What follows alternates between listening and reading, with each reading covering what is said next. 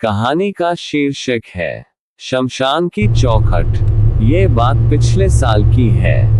विक्रम नाम का एक लड़का अपने दोस्त की शादी से लौट रहा था। रात के करीब 1 बज रहे थे।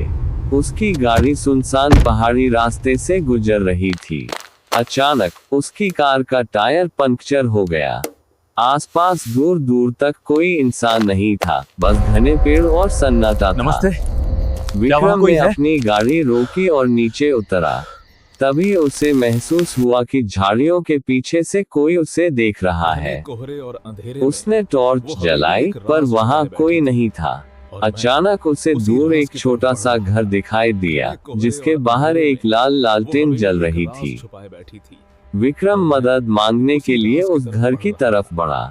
वहां एक बूढ़ी औरत बैठी थी, जो बहुत पुरानी भाषा में कुछ बुदबुदा रही थी।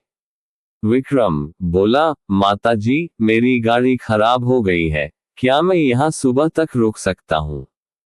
बुढ़िया ने बिना सिर उठाए बोला, अंदर आजा बेटा, पर याद रखना, रात को अगर कोई दरवाजा खटखटाए तो खोलना मत, चाहे वह तुम्हारी माँ की आवाज ही क्यों न हो। विक्रम को लगा कि बुढ़िया शायद पागल है। वह अंदर एक पुराने कमरे में सोने चला गया। कमरा बहुत ठंडा था, जैसे वहां का तापमान 0 डिग्री सेल्सियस हो। दीवारें सीलन भरी थी और वहां से अजीब सी सड़न की बदबू आ रही थी। रात के 3 बजे होंगे तभी अचानक विक्रम की नींद खुली। बाहर से किसी के रोने की आवाज आ रही थी। विक्रम, विक्रम, दरवाजा खोलो, मुझे बचा लो। विक्रम के रोंगटे खड़े हो गए। वह आवाज बिल्कुल उसके छोटे भाई की थी, जो 2 साल पहले एक एक्सीडेंट में मर चुका था। विक्रम थोड़ा भावुक होकर दरवाजे की तरफ बढ़ा, पर तभी उसे बुढ़िया की बात याद आ गई। उसने दरवाजे की दरार से बाहर झांका।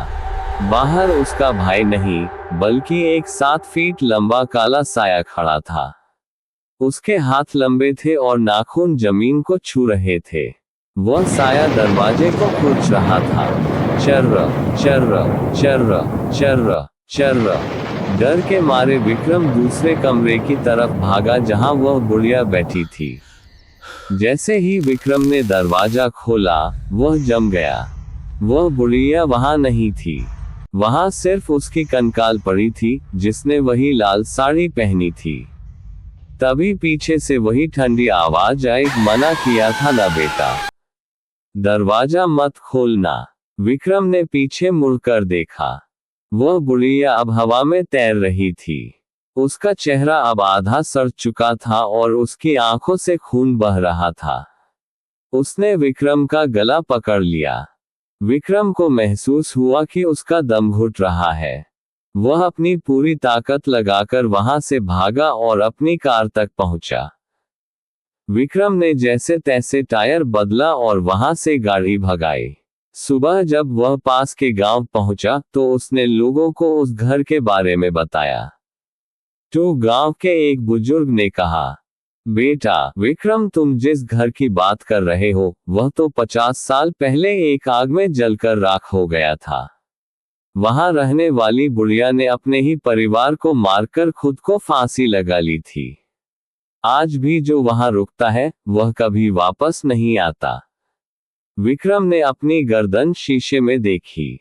वहां काले रंग के हाथों के निशान छपे थे, जैसे किसी ने उसे लोहे की जंजीरों से जकड़ा हो। और सबसे डरावनी बात यह थी कि उसकी कार की पिछली सीट पर एक पुरानी लाल लालटेन रखी थी, जो अभी भी जल रही थी।